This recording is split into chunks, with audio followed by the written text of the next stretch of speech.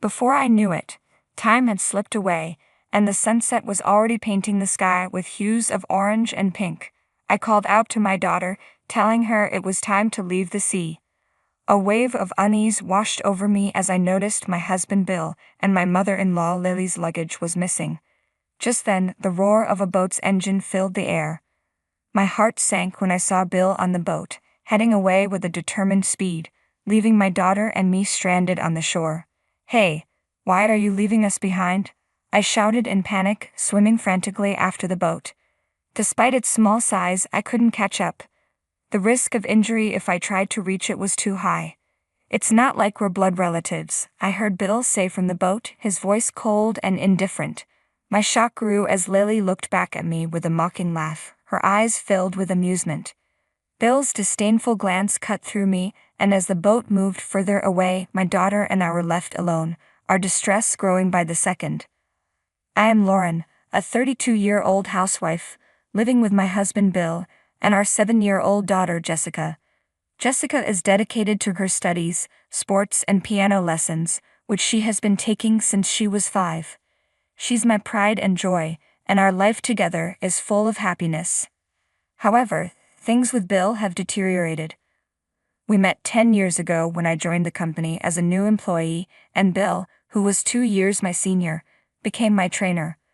I admired his work ethic and the care he took in teaching me, and we soon began dating. After 2 years, we married and enjoyed a blissful start to our life together.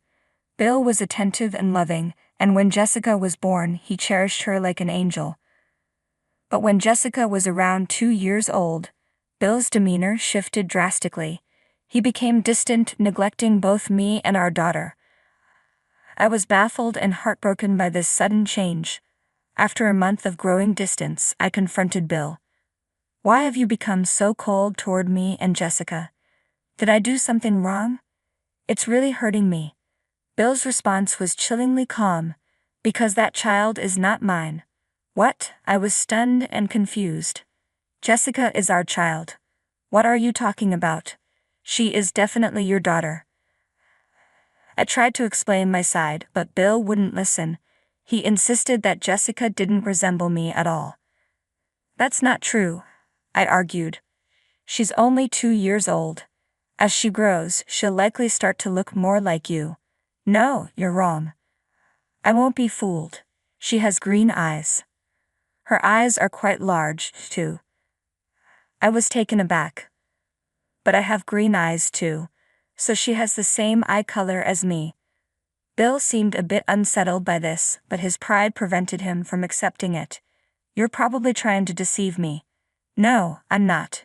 You really have to believe me." Bill asked for some time to think and went back to his parents' house.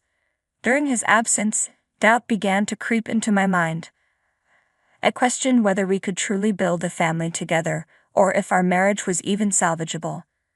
While staying with his parents, Bill only shared his side of the story. As a result, Lily called me, expressing her disdain with harsh words. Eventually, my in-laws and I met to discuss the matter, and we agreed to do a DNA test to settle the issue once and for all. Bill argued that the results were obvious without the test, but I insisted on proceeding. Reluctantly, he agreed. The test results confirmed that Jessica was indeed Bill's child.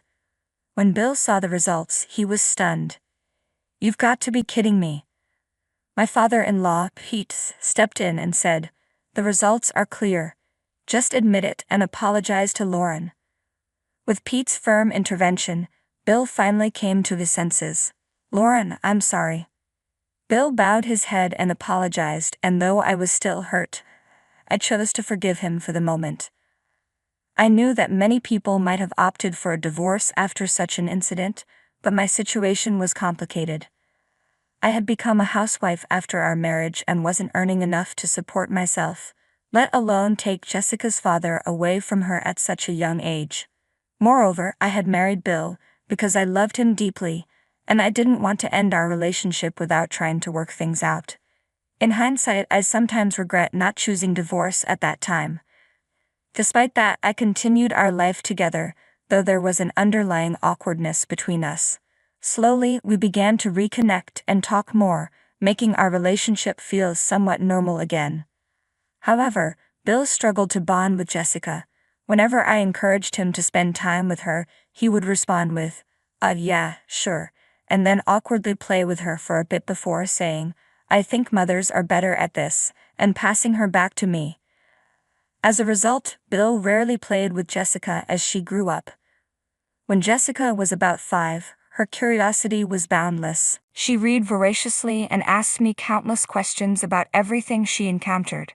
One day she inquired about history, and knowing that Bill had a strong grasp of world history, I suggested she ask him for answers. So Jessica ran to Bill with her question. I made every effort to improve the relationship between Bill and Jessica, but his response was disheartening. Whenever Jessica sought his attention, he would dismiss her with comments like, "You'd get a better answer if you ask your mother." This left Jessica confused and unsure of whom to turn to. I approached Bill and said, "Jessica is asking you for help. You should be more attentive to her." Bill's response was disheartening. "You're here for this kind of thing. If you're around, then there's no need for me." His words shocked me. I couldn't understand why he was so unwilling to spend time with our daughter. It was clear that Jessica felt neglected and lonely without her father's involvement. I tried to bridge the gap and strengthen our family bond, but Bill consistently refused to make time for us. Jessica worked diligently at her piano and studies, partly out of her own determination, but also in the hope of gaining her father's attention. My frustration with Bill grew, and one night I confronted him. "Enough is enough. Why are you avoiding Jessica? She's trying so hard to connect with you. You haven't even attended one of her piano recitals." Bill's response was cold and dismissive. "I let her do whatever she wants. That's my way of fulfilling my role as a father." I retorted, "You're being too distant with your own daughter." In response, Bill questioned, "I do wonder if she really is my child." "What are you talking about?" I snapped. "We had a DNA test." Despite my explanation, Bill remained unconvinced and retreated to his room. I was at a loss, wondering how I could ever change his mindset. Then out of the blue, Bill proposed, "Let's go on a trip to Hawaii with the whole family." Bill suggested that we, along with my in-laws, should all go on a trip together. I was thrilled at the idea. Finally, Bill was making an effort to spend time with Jessica and me, and it felt like the chance for us to create some joyful memories as a family. When we arrived, Bill revealed that he had booked a boat for us and took Jessica and me to the port. The boat was small, but charming, and I was excited about the adventure ahead as we set sail into the sea. Jessica's face lit up with a bright smile as she looked at the boat. Bill, who had a boat driving license, planned to take us to a nearby deserted island. My father-in-law Pete had other plans. He wanted to buy some items and visit a friend living in Hawaii, so he wouldn't be joining us this time. With that, Jessica, Bill, Lily, and I set off for the deserted island. When we arrived, the island was stunningly beautiful. Jessica was awestruck by its scenery. Bill had brought snorkeling equipment, and he eagerly dived into the water alone at first. After a while, he invited Jessica and me to join him. I put on my gear and dived in, having done it a few times before, but it was Jessica's first experience. Bill patiently guided her through the process, and watching him take on a more involved fatherly role filled me with happiness. Jessica seemed thrilled to have her father teaching her, and she quickly started getting the hang of it. After some time, Bill decided to take a break and got out of the water. I made sure Jessica stayed close while I continued to enjoy diving with her. Before I knew it, time had flown by, and the sunset was already beginning to cast its golden hues over the horizon. I told my daughter it was time to leave the sea. At that moment, an unsettling feeling crept over me about what might happen next. I noticed that Bill and my mother-in-law Lily's luggage was missing. Then the roar of a boat's engine caught my attention. To my shock, Bill had boarded the boat and was leaving me and Jessica behind on the shore. "Hey, why are you leaving us?" I called out in panic, swimming toward the boat. Despite its small size, I couldn't catch up, and I feared I might hurt myself if I tried to reach it. As I approached, I heard Bill say, "It's not like we're related by blood, so this should be fine." His words stunned me. Lily peered out from the boat's bow and laughed. "Ha, look at that dumb face." Bill shot me a disdainful look, and then the boat sped away, leaving Jessica and me stranded. I hurried back to the island and found Jessica, who looked terrified. "Are we stranded here?" she asked, her voice trembling. I hugged her tightly, soothing her as she began to cry. "Everything will be all right," I reassured her, though the reality of being stranded on a deserted island was daunting. Luckily, I had some portable food in my bag, enough to last us a day or two, but not for long. I hoped someone would notice we were missing. With Jessica by my side, I tried to stay calm. "Let's warm up for now," I said. "We could catch a cold since we're still wet from snorkeling." I carefully dried Jessica's hair and body with the towel I had brought and dressed her. Together, we gathered thin tree branches and dead leaves to start a fire. Thankfully, I had a lighter with me, and I used it to ignite the kindling. The fire slowly spread to the branches and leaves, providing us with much-needed warmth. Despite our efforts, anxiety gnawed at me. What if no one came to rescue us? About 2 hours after Bill had left, a small boat appeared on the horizon. I leaped up, frantically waving my arms and shouting for help. The boat approached and came to a halt near us. The man on board, a staff member from the boat rental shop, called out, "Are you okay?" He gestured for us to climb aboard. As we boarded the boat, the man explained that after Bill and Lily returned the boat, they had left immediately. The man realized that the number of people who had returned was not correct, which raised his concern. His worry prompted him to come to the island to check on us. Overwhelmed with relief, I burst into tears. Jessica, exhausted from fear, had fallen asleep in my arms. We were safely back at the island where our hotel was located. After thanking the people who had rescued us, Jessica and I made our way back to the hotel. In the lobby, I ran into Pete. "Oh, Lauren, aren't you with my son and wife?" he asked. When he saw how tired and distressed I looked, his concern deepened. "Let's sit over here in the lounge," Pete suggested. Once we were seated, I recounted everything that had happened. How we had been abandoned and Bill's ongoing neglect of Jessica. Pete listened intently and then bowed his head in apology. "I can't forgive what Bill and Lily did to you," he said sullenly. Pete had always been the one to seek the truth when Bill doubted Jessica's paternity, and he had always shown love for his grandchild. He was truly my only ally. "We need to teach them a lesson," Pete declared. I agreed, and we headed to the front desk of the hotel.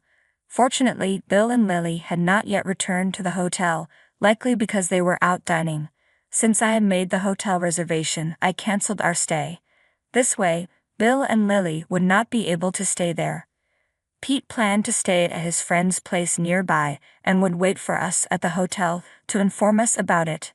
He then led Jessica and me to this friend's house, where we were warmly welcomed by his friend and his wife.